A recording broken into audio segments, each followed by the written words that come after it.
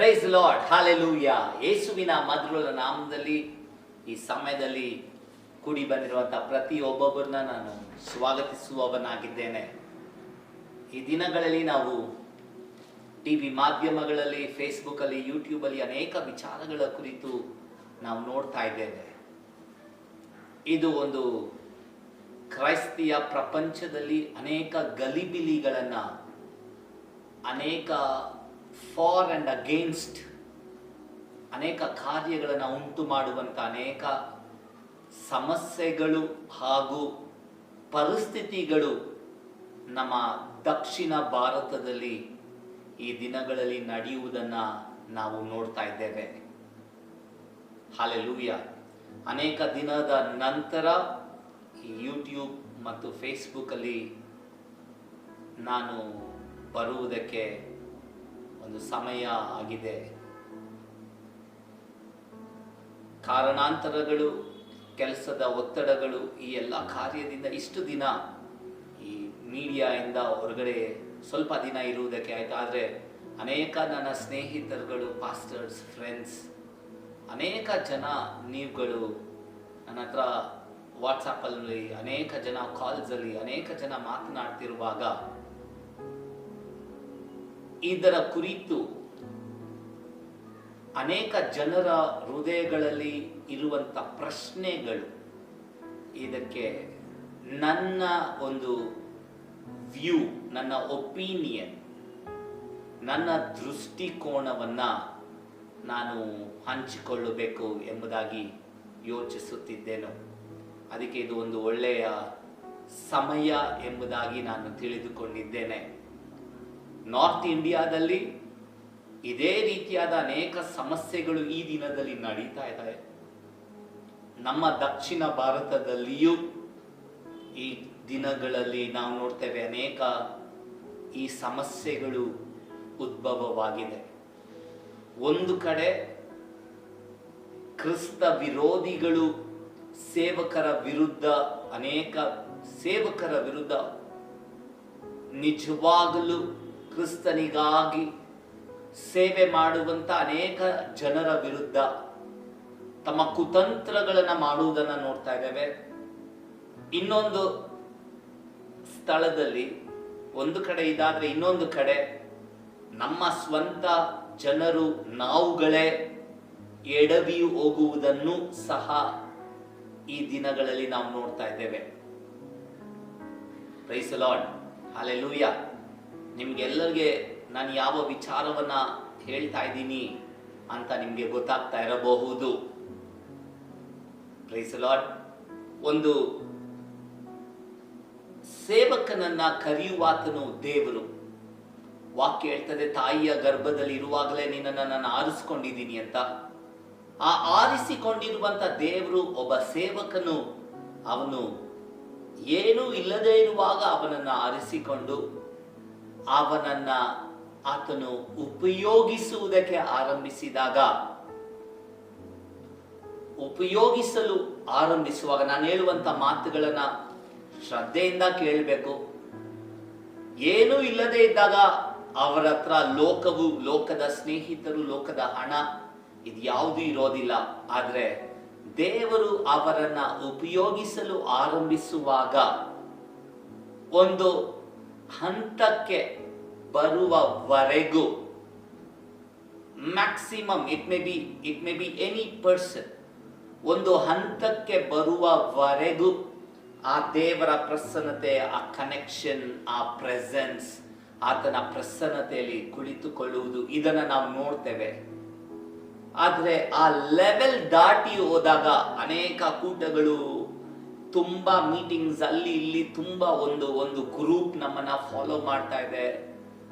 ಒಂದು ಜನ ನಮ್ಮ ಫ್ಯಾನ್ ಬೇಸ್ ತರ ಆಗಿದ್ದಾರೆ.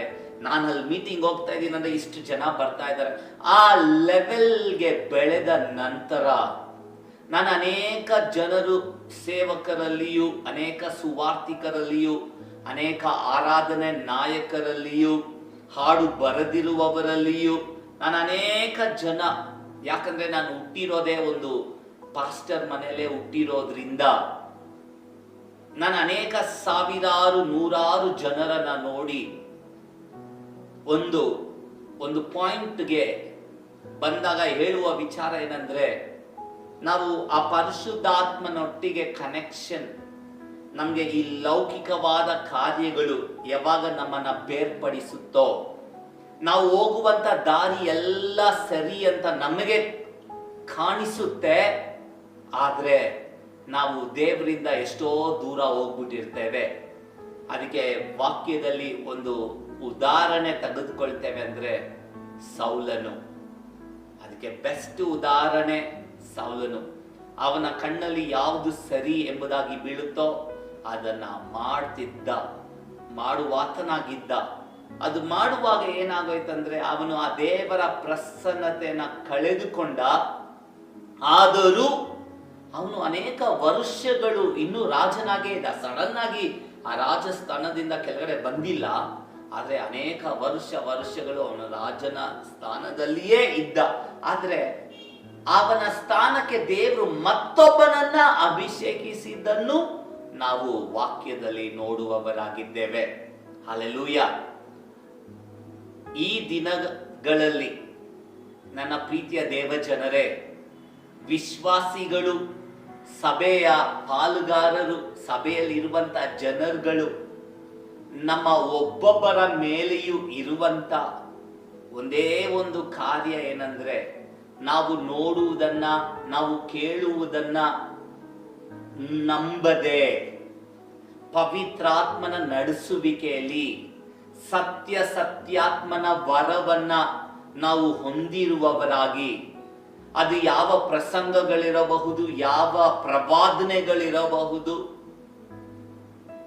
ಅನೇಕ ಕಾರ್ಯಗಳಲ್ಲಿ ಈ ದಿನದಲ್ಲಿ ಸಭೆ ಇವತ್ತು ಬಿದ್ದೋಗುವುದ ಪರಿಸ್ಥಿತಿಯಲ್ಲಿ ನಾವು ಕಾಣುವವರಾಗಿದ್ದೇವೆ. We can see the churches falling down drastically. ಪ್ರವಾದನೆಯನ್ನ ನಂಬಬಾರದು ಅಂತ ಹೇಳ್ತಾ ಇಲ್ಲ, ಆದರೆ ಅದೇ ವಾಕ್ಯ ಹೇಳ್ತದೆ, ಪ್ರವಾದನೆಯು ನೆರವೇರದೆಯೂ ಹೋಗಬಹುದು ಅಂತ ವಾಕ್ಯವೇ ಹೇಳ್ತದೆ. ಸೊ ಅಟ್ ಲಾಸ್ಟ್ ನಮ್ಗೆ ಬೇಸಿಕ್ ಆಗಿ ನಾವು ಯಾವುದ್ರ ಮೇಲೆ ರಿಲೈ ಆಗ್ಬೇಕು ಎಂಬುದಾಗಿದ್ರೆ ದೇವರ ವಾಕ್ಯ ಮತ್ತು ಪ್ರಾರ್ಥನೆಯ ಜೀವಿತ ಮಾತ್ರವೇ. ನಮ್ಮ ಸಭೆಯಲ್ಲಿ ಬರುವಂತ ವಿಶ್ವಾಸಿಗಳಿಗೂ ನಾನು ಪ್ರಸಂಗಿಸುವಾಗ ಹೇಳುವುದೇನೆಂದ್ರೆ, ನಾನು ಹೇಳುವಂತ ಮಾತನ್ನ ಎಲ್ಲವನ್ನೂ ನೀವು ಹೌದು ಅಂತ ತಲೆ ಹೂ ಅಂತ ಹೇಳ್ಬಾರ್ದು. ಅದರ ಬದಲಾಗಿ ನಮ್ಮ ಸೇವಕರು ಪ್ರಸನ್ನ ಮಾಡಿದ್ದು ಸರಿಯೇ ಎಂಬುದಾಗಿ ನಾವು ವಾಕ್ಯವನ್ನ ತೆರೆದು ಧ್ಯಾನಿಸುವವರಾಗಬೇಕು. ನಾವು ಮೆಲುಕಾಕುವವರು ಆಗಿರಬೇಕು. Hallelujah, praise the lord. ಈ ದಿನದಲ್ಲಿ ನಾವು ನೋಡ್ತೇವೆ, ತಮಿಳುನಾಡು ರಾಜ್ಯದಲ್ಲಿ ಆಗಿರುವಂತ ಘಟನೆ, ಅನೇಕರು ಕರ್ನಾಟಕ ರಾಜ್ಯದಲ್ಲಿಯೂ, ತಮಿಳುನಾಡಿನಲ್ಲಿಯೂ, ಕೇರಳ ಪ್ರದೇಶದಲ್ಲಿಯೂ ಅನೇಕ ಸಾವಿರಾರು ಸಭೆಗಳು, ಲಕ್ಷಗಟ್ಟಲೆ ವಿಶ್ವಾಸಿಗಳು ಇದನ್ನ ನೋಡುವಾಗ, ಈ ನ್ಯೂಸ್ಗಳನ್ನ ಕೇಳುವಾಗ, ಸೆಕ್ಯುಲರ್ ಟಿವಿ ಚಾನೆಲ್ ನ್ಯೂಸ್ಗಳಲ್ಲಿ ಈ ಸುದ್ದಿಗಳು ಬರುವಾಗ ನಮಗೆ ಒಂದು ದಿಗ್ಭ್ರಮೆ ಆಗ್ತಾ ಇದೆ, ಒಂದು ಭಯ ಆಗ್ತಾ ಇದೆ. ಏನ್ ನಡೀತಾ ಇದೆ ಎಂಬುದಾಗಿ ಒಂದು ಪ್ರಶ್ನೆ. ಈ ದಿನಗಳಲ್ಲಿ ಅನೇಕ ಸೇವಕರುಗಳು ಸಹ ನಾವು ಆ ಸೇವಕನಿಗಾಗಿ ಪ್ರಾರ್ಥನೆ ಮಾಡೋಣ ಅಂತ ಹೇಳುವಂತ ವಿಡಿಯೋಗಳನ್ನು, ಸಂದೇಶಗಳನ್ನು ಸಹ ನಾನು ನೋಡ್ತಾ ಇದ್ದೇನೆ. ಇದನ್ನೆಲ್ಲ ನೋಡುವಾಗ ನನಗೆ ಯಾವುದು ಆಶ್ಚರ್ಯವು ಅಂತ ಅನ್ನಿಸ್ತಾ ಇಲ್ಲ. ಅನೇಕ ಜನರು ನನ್ನ ಹತ್ರ ಕೇಳ್ಬೇಕಾದ್ರೆ ಶಾಕ್ ಆಗಿ ಕೇಳ್ತಾ ಇದ್ದಾಗ ನಾನು ಅವ್ರಿಗೆ ಕೊಟ್ಟ ಉತ್ತರ, ಇದು ಯಾವುದು ಶಾಕಿಂಗ್ ಆಗುವಂತ ನ್ಯೂಸ್ ಅಲ್ಲ. ಇದು ಶಾಕಿಂಗ್ ಆಗುವಂತ ನ್ಯೂಸ್ ಅಲ್ಲ. ಕಾರಣ, ಆ ಸೇವಕರು ಇವತ್ತು ಯಾರು ಟಿವಿಯಲ್ಲಿಯೋ ಫೇಸ್ಬುಕ್ ಅಲ್ಲಿಯೋ ನಾವು ನೋಡ್ತಾ ಇದ್ದೇವೆ ಅವರ ಬಗ್ಗೆ. ಆ ಸೇವಕರ ಆರಂಭದ ದಿನ ಬೆಂಗಳೂರಿನಲ್ಲಿರುವಂತ SABC ಎಂಬುದಾಗಿರುವಂತ ಬೈಬಲ್ ಕಾಲೇಜಲ್ಲಿ ಓದುವಂತ ದಿನ ಮುಗಿಸಿ ದಿನದಿಂದಲೂ ಅವರ ನಡವಳಿಕೆಗಳು, ಅವರ ಸೇವೆಯ ಹಾದಿ ಎಲ್ಲವನ್ನ ಅರಿತವನು ನಾನಾಗಿದ್ದೇನೆ. Praise the lord, hallelujah. ಅದಕ್ಕೆ ನಾನು ಅವಾಗಲೇ ಹೇಳಿದೆ, ಆರಂಭಿಸೋದು ಹೇಗೆ ಅದು ಮುಖ್ಯ ಅಲ್ಲ, ಆದರೆ ನಾವು ಹೇಗೆ ಮುಂದೆ ಹೋಗ್ತೀವಿ, ಹೇಗೆ ನಾವು ಮುಕ್ತಾಯ ಮಾಡ್ತೀವಿ ಅನ್ನೋದು ಬಹಳ ಮುಖ್ಯ. ಈ ಸೇವಕನು ಆರಂಭಿಸಿದಾಗ ಅನೇಕ ಒಡಕುಗಳಿದ್ದರೂ ದೇವರ ಸನ್ನಿಧಾನದಲ್ಲಿ ಕುಳಿತು ಒಂದು ದೇವರಿಂದ ಒಂದು ಒಳ್ಳೆ ರೂಪಿಸಲ್ಪಟ್ಟ ಒಬ್ಬ ಯೌವನಸ್ಥ ಸೇವಕನು ಅದನ್ನ ಇಡೀ ಪ್ರಪಂಚವೇ ನೋಡಿದೆ, ಅವರ ಸಾಕ್ಷಿಗಳನ್ನು ಸಹ ಕೇಳಿರಬಹುದು. ಆದ್ರೆ ಬೆಳೆಯುತ್ತಾ ಬೆಳೆಯುತ್ತಾ ಬೆಳೆಯುತ್ತಾ ಸೇವಕರುಗಳು ಯಾವತ್ತು ನಾವು ಬೆಳೆಯುವಾಗ ನಾವು ನಮ್ಮನ್ನ ತುಂಬಾ ಎಕ್ಸ್ಪೋಸ್ ಮಾಡದೆ, ನಮ್ಮನ್ನ ಒಂದು ಬ್ಯಾರಿಕೇಡ್ ಒಳಗಡೆನೆ ಹಾಕಿ, ನನಗೆ ಇರುವಂತ ಎಲ್ಲೆ ಇದು, ಈ ಎಲ್ಲೆನ ದಾಟಿ ನನಗೆ ಯಾವ ಸ್ನೇಹಿತರು, ಯಾವ ಲೌಕಿಕವಾದ ಆಡಂಬರಗಳು, ಯಾವ ಲೌಕಿಕವಾದ ಕಾರ್ಯಗಳು ಬೇಡ ಎಂಬುದಾಗಿ ನಮಗೆ ಒಂದು ಬೌಂಡ್ರಿ, ಒಂದು ಎಲ್ಲೆನ ಹಾಕಿಕೊಂಡು ನಾವು ಜೀವಿಸ್ಬೇಕು. ಯಾವತ್ತೂ ಏನಾಗುತ್ತೆ ಅಂದ್ರೆ ನಾವು ಬೆಳೆಯುತ್ತಾ ಬೆಳೆಯುತ್ತಾ ಅನೇಕ ಸೇವಕರ ಪರಿಚಯಗಳು ಆಗುತ್ತೆ. ನಾವು ಹೋಗದೇ ಇರುವಂತ ಸ್ಥಳಕ್ಕೆಲ್ಲ ನಮ್ಮನ್ನ ಕರೆಯುವುದಕ್ಕೆ ಆರಂಭಿಸ್ತಾರೆ. ನಾವು ತಿಳಿಯದೇ ಇರುವಂತ ಅನೇಕ ಕಾರ್ಯಗಳನ್ನ ನಮ್ಗೆ ನಾವು ತಿಳಿಯುವುದಕ್ಕೆ ಇಷ್ಟಪಟ್ಟಿಲ್ಲ ಆಟೋಮೆಟಿಕ್ ಆಗಿ ನಮ್ಮ ಕಿವಿಗೆ ಬಂದು ಬೀಳುವುದಕ್ಕೆ ಆರಂಭಿಸುತ್ತದೆ. ನಮ್ಗೆ ಅಂತ ಒಂದು ದೊಡ್ಡ ಫ್ಯಾನ್ ಫಾಲೋವರ್ಸ್ ಗ್ರೂಪ್ ಆಗ್ತಾರೆ. ಇದೆಲ್ಲ ಆಗುವಾಗ ನಮ್ಮನ್ನ ಎಲೆಮರಿ ಕಾಯಿಯಾಗೆ ನಾವು ಇಟ್ಟುಕೊಂಡು ನಮ್ಮನ್ನ ದೇವರ ಪ್ರಸನ್ನತೆಯಲ್ಲಿ ಕಾಯದೆ ಇದ್ರೆ ನಾವು ಅನೇಕ ಇಕ್ಕಟ್ಟಲ್ಲಿಯೂ ತಪ್ಪಾದ ಕಾರ್ಯದಲ್ಲಿಯೂ ಸಿಲುಕುವುದಕ್ಕೆ 100ಗೆ 100% ಸಾಧ್ಯ. ಕೇಳಿಸ್ಕೊಳ್ತಾ ಇದ್ದೀರಾ ಎಂಬುದಾಗಿ ನಾನು ಅನ್ಕೊಂತಾ ಇದ್ದೇನೆ. ಈ ಸೇವಕನ ವಿಚಾರದಲ್ಲಿ ಆಗಿದ್ದು ಅದೇ. ಬೇಡವಾದ ಉಪದೇಶಗಳಲ್ಲಿ, ಬೈಬಲ್ಗೆ ವಿರೋಧವಾದ ಉಪದೇಶಗಳು, ಅದರಲ್ಲಿ ಸಿಲುಕಿಕೊಂಡು ಅದಕ್ಕೆ ಇರುವಂತ ಸಂಬಂಧಪಟ್ಟ ಅನೇಕ ಸೇವಕರೊಟ್ಟಿಗೆ ಒಂದು ಉಪದೇಶವನ್ನ ಕೇಳಿದಾಗ ಅದು ನಮ್ಗೆ ಸರಿ ಅನ್ನಿಸಿಲ್ಲ ಅಂದ್ರೆ ನಾವು ಅದರಿಂದ ಅವಾಗಲೇ ಹೊರಗಡೆ ಬಂದ್ಬಿಡ್ಬೇಕು. ಬರದೇ ಇದ್ದಾಗ ಅದನ್ನ ಕೇಳಿಸಿಕೊಳ್ಳುತ್ತಾ ಕೊಳ್ಳುತ್ತಾ ಕೊಳ್ಳುತ್ತಾ ಏನಾಗುತ್ತಂದ್ರೆ ಯಾವ ಉಪದೇಶ ವಾಕ್ಯಕ್ಕೆ ವಿರುದ್ಧವಾಗಿದೆಯೋ ಅದು ಸೈತಾನನ ಆತ್ಮನಿಂದಲೇ ಪ್ರೇರೇಪಿಸಲ್ಪಟ್ಟಿರೋದು. ಸೊ ಆ ಸೈತಾನನ ಆತ್ಮನು ಏನ್ ಮಾಡ್ತಾನಂದ್ರೆ ನಮ್ಮ ಒಳಗಡೆ ಬಂದು ಕಾರ್ಯವನ್ನ ಮಾಡುವುದಕ್ಕೆ ಆರಂಭಿಸ್ತಾನೆ. ಈ ಸೇವಕನ ವಿಚಾರದಲ್ಲಿಯೂ ಅನೇಕ ಸಮಯ ಅವರ ಹಾಡುಗಳು ಎಷ್ಟು ಸುಂದರವಾಗಿರಬಹುದು, ಮ್ಯೂಸಿಕ್ ಎಷ್ಟು ಬ್ಯೂಟಿಫುಲ್ ಆಗಿರಬಹುದು, ಇಂಪಾಗಿರಬಹುದು, ಅವರು ಎಷ್ಟು ಟ್ರೆಂಡಿಂಗ್ ಆಗಿರಬಹುದು. ಆದರೆ ನಾವು ಯಾರೊಟ್ಟಿಗೆ ಅನ್ಯೂನ್ಯವಾಗಿದ್ದೇವೆ ಅನ್ನೋದು ಒಂದು ಬಹಳ ಮುಖ್ಯವಾದ ಒಂದು ಪ್ರಶ್ನೆ. ನಾನು, ನನ್ನ ಸ್ನೇಹಿತರು, ಅನೇಕ ಜನ ಅವರೊಟ್ಟಿಗೆ ಕೆಲವು ಸಮಯ ಚಿಕ್ಕ ಅವಕಾಶಗಳಲ್ಲಿ ನಾವು ಮಾತನಾಡುವಾಗ ಅವರ ಈ ಉಪದೇಶದ ಕುರಿತು, ಬೇರೆ ಯಾವುದೂ ಅಲ್ಲ, ಈ ಉಪದೇಶದ ಕುರಿತು ಮಾತನಾಡುವಾಗ ಅವರ ಉತ್ತರಗಳು ಬರುವುದನ್ನು ನೋಡಿದಾಗ ನಾನೆಲ್ಲೋ ಸ್ವಲ್ಪ ನನ್ನ ಫ್ರೆಂಡ್ಸ್ಗೆ ಹೇಳಿದೆ, this is not the right way which we are called to go in. So let us get back. ನಾವು ಇದರಿಂದ ಹಾಗೆ ಹಿಂಜರಿದ್ ಬಿಡೋಣ. ಈ ರೀತಿಯಾಗಿ ನನಗೆ ಪರಿಚಯ ಇರುವಂತ ಅನೇಕ ಸೇವಕರುಗಳು, ಒಳ್ಳೆ ಒಳ್ಳೆ ಹೆಸರಾಗಿರುವಂತ ಸೇವಕರುಗಳಿಂದ ಇವತ್ತು ನಾನು ದೂರ ಆಗಿರೋದಕ್ಕೆ ಮುಖ್ಯವಾದ ಒಂದೇ ಒಂದು ಕಾರಣ ಹಣ, ಹೆಸರು ಅಲ್ಲ. ಅದಕ್ಕೆ ಕಾರಣ ಉಪದೇಶ ಮಾತ್ರ. The biblical teaching, the biblical doctrine, very important. ಆದರೆ ಈ ವಿಚಾರ ಯಾಕೆ ಹೇಳ್ತಾ ಇದ್ದೀನಿ ಅಂದ್ರೆ, ಇವತ್ತು ಅವರು ಈ ಪರಿಸ್ಥಿತಿಗೆ ಬಂದಾಗ ಕೆಲವು ವಿಡಿಯೋಗಳಲ್ಲಿ ಅವರನ್ನ ಪೊಲೀಸ್ ಅವರು ಖೈದಿ ಮಾಡಿ ಇಟ್ಟಿರೋದು, ಅವ್ರನ್ನ ಗಾಡಿಗೆ ಕುಣಿಸೋದು, ಈ ವಿಡಿಯೋಗಳನ್ನ ನೋಡುವಾಗ ನನಗೆ ಎಷ್ಟೋ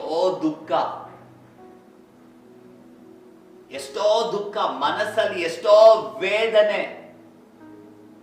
ಅನೇಕ ಜನ ತಿಳ್ಕೊಬಹುದು ಇವನಿಗೆ ಹಿಂಗಾಗ್ಬೇಕಾಗಿತ್ತು ಅಂತ. No, that is not the right way. ಇವತ್ತು ಅವರು ಈ ಪರಿಸ್ಥಿತಿಗೆ ಒಂದು ಕಡೆ ಹೋಗುವುದಕ್ಕೆ ಕಾರಣಗಳು, ಅನೇಕ ಕಾರಣಗಳು ಇರಬಹುದು, ಸತ್ಯವಿರಬಹುದು, ಸುಳ್ಳಿರಬಹುದು. ಆದರೆ ಒಂದು ದುಃಖ, ಒಬ್ಬ ದೇವರಿಂದ ಉಪಯೋಗಿಸಲ್ಪಟ್ಟ ಸೇವಕನು ಒಂದು ದಿನ ಇವತ್ತು ಈ ಪರಿಸ್ಥಿತಿಗೆ ಬಂದಾಗ ಎಷ್ಟು ದೊಡ್ಡ ದುಃಖ ಒಬ್ಬ ಮನುಷ್ಯನಿಗೆ ಆಗ್ಬೇಕಂದ್ರೆ ಅವನೇ ನಿಜವಾದ ದೇವರ ಮನುಷ್ಯನು. Praise the lord, hallelujah. ಒಂದು ದುಃಖ. ಆದ್ರೆ ಏನಂತ ಪ್ರಾರ್ಥನೆ ಮಾಡೋದು, ಅದು ಒಂದು ದೊಡ್ಡ ಪ್ರಶ್ನೆ. What shall we pray for?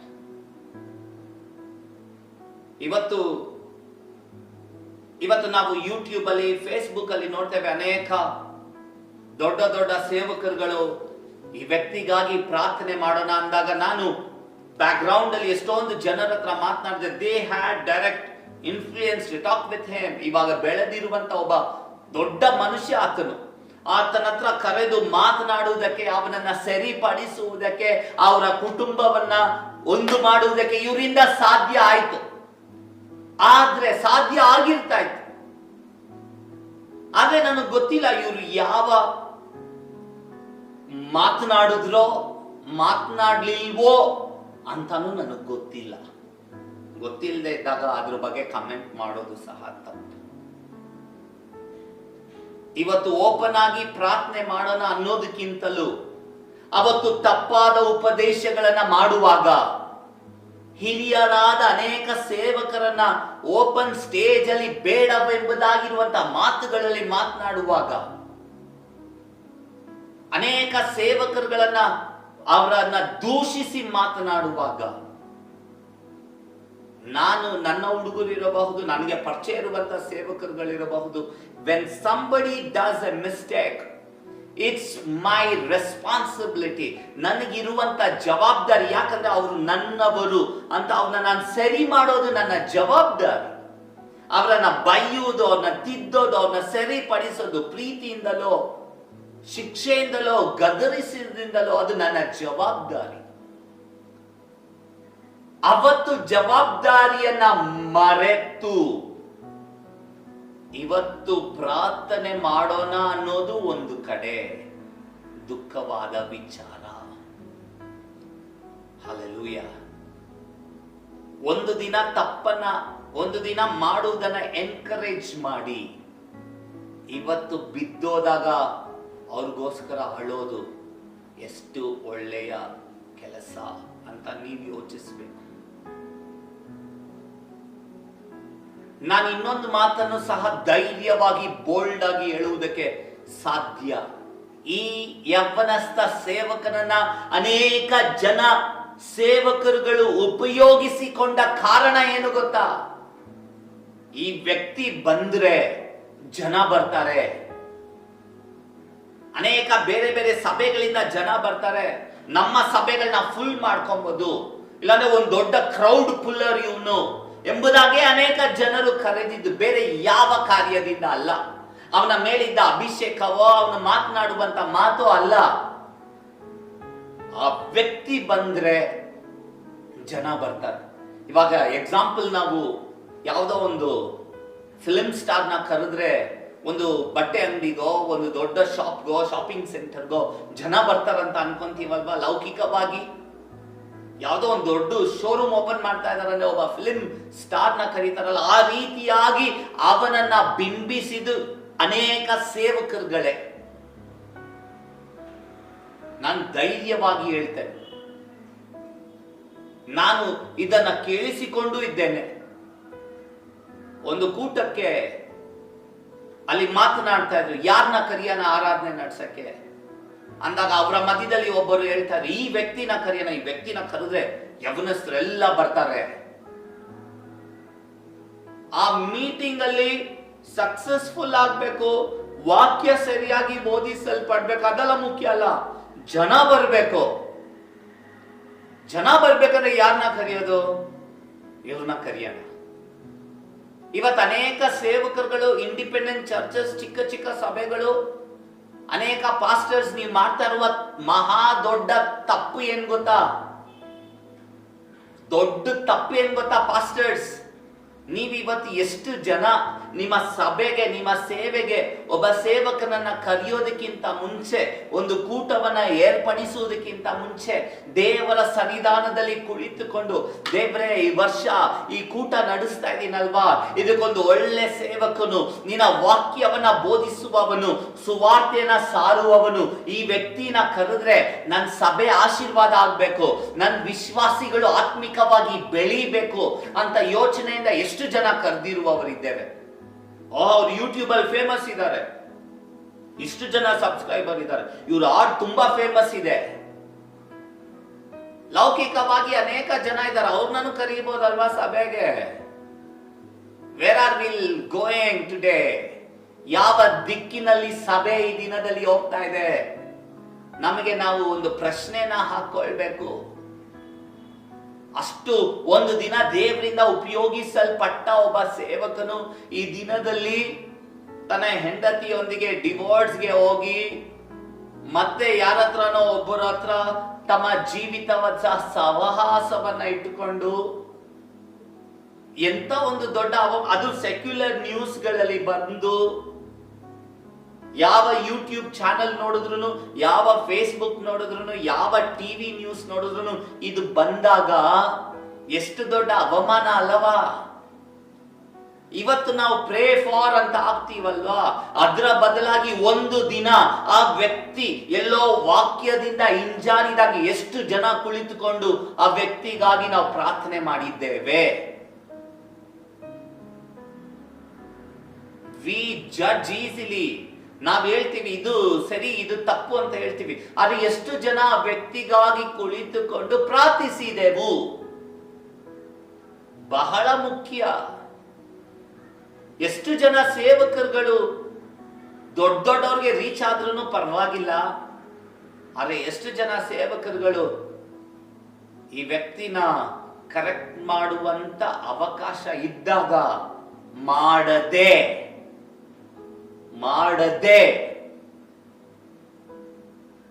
ನೋಡಿ, ಯಾವತ್ತಿದ್ರೂ ನಿಜವಾಗಲೂ ತಂದೆಯ ಹೃದಯವನ್ನ ಹೊಂದಿರುವಂತ ವ್ಯಕ್ತಿ, ಅವ್ರದ್ದು ಅದು ಪರ್ಸನಲ್ ಲೈಫ್ ಅಲ್ಲಿ ನಾನು ಇಂಟರ್ಫಿಯರ್ ಆಗಲ್ಲ ಅನ್ನುವವನು ತಂದೆ ಅಲ್ಲ. ನಾನು ಧೈರ್ಯವಾಗಿ ಹೇಳ್ತೇನೆ. ನನ್ನ ಜೊತೆ ಇರುವವರು, ನನ್ನ ಕೆಳಗಡೆ ನನ್ನ ಜೊತೆ ಇದ್ದಾರಂದ್ರೆ ಅವರಲ್ಲಿ ಯಾವುದೋ ಒಂದು ತಪ್ಪನ್ನ ಕಾಣ್ತಾ ಇದ್ದೀನಿ ಅಂದ್ರೆ ಇಟ್ಸ್ ಮೈ ರೆಸ್ಪಾನ್ಸಿಬಿಲಿಟಿ. ನನಗೆ ಕೊಟ್ಟಲ್ಪಟ್ಟಿರುವಂತ ಒಂದು ಜವಾಬ್ದಾರಿ ಏನಂದ್ರೆ ಅದನ್ನ ಸರಿಪಡಿಸೋದು. ಅವನು ಸರಿ ಹೊಂದುತ್ತಾ ಇಲ್ಲ ಅಂದ್ರೆ ಒಂದು ಸಲಿ, ಎರಡು ಸಲಿ, ಮೂರು ಸಲಿ ಹೇಳ್ಬೇಕು, ಸರಿ ಹೊಂದುತ್ತಾ ಇಲ್ವಾ ಅನ್ನ ಬಿಟ್ಬಿಡ್ಬೇಕು. Don't call him again because he is not right. ನಿನ್ಗೆ 100% ಗೊತ್ತಾಯ್ತು ದಿಸ್ ಇಸ್ ದ ಥಿಂಗ್ಸ್ ಅಂದಾಗ, ಯಾಕೆಂದ್ರೆ ವಾಕ್ಯ ಹೇಳ್ತದೆ ಗೊತ್ತಾ, ಜನರನ್ನ ಹೇಗೆ ನಾವು ಗುರುತಿಸಬಹುದು? ಅವರ ಫಲಗಳಿಂದಲೇ. Praise the lord, hallelujah.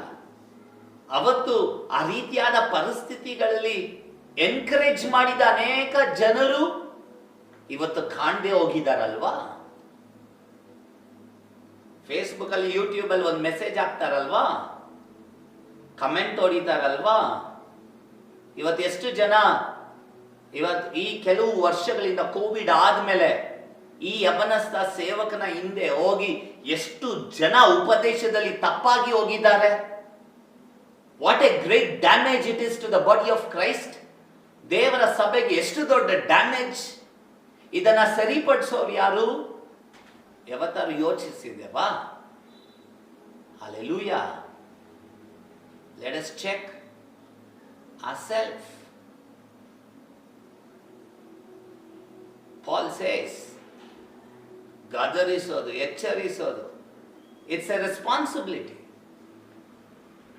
Hallelujah. ಆದ್ರೆ ಈ ದಿನ ಈ ಸೇವಕನು ಸಿಲುಕಿಕೊಂಡಿರುವಂತ ಈ ಕೇಸ್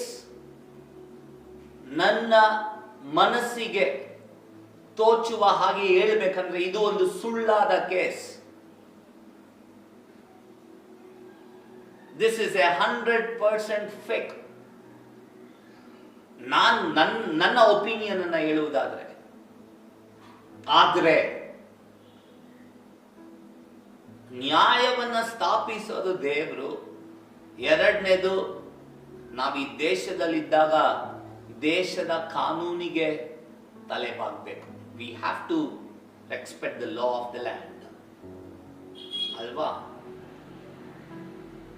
ಆದ್ರೆ ನನ್ನ ಫ್ರೆಂಡ್ಸ್ ಇದ್ದಾರೆ, ಕೆಲವು ಜನ ತಮಿಳುನಾಡಲ್ಲಿ ಇವಾಗ ಮುಖ್ಯವಾದ ಹಂತದಲ್ಲಿ ಇರುವಂತ, ಉನ್ನತ ಪೊಸಿಷನ್ ಅಲ್ಲಿರುವಂತ ಕೆಲವು ಮಿನಿಸ್ಟರ್ಸ್ ಹತ್ರನೂ ನಾವು ಲೆಟರ್ ಕೊಟ್ಟು ಮಾತನಾಡ್ಬೇಕು ಅಂದ್ಕೊಂಡಿದ್ದೀವಿ. ಏನಂದ್ರೆ, ಇನ್ವೆಸ್ಟಿಗೇಟ್ ದ ಕೇಸ್ ಕ್ಲಿಯರ್ಲಿ, ಯಾರ ಒತ್ತಡಕ್ಕೂ ಮಣಿಯದೆ,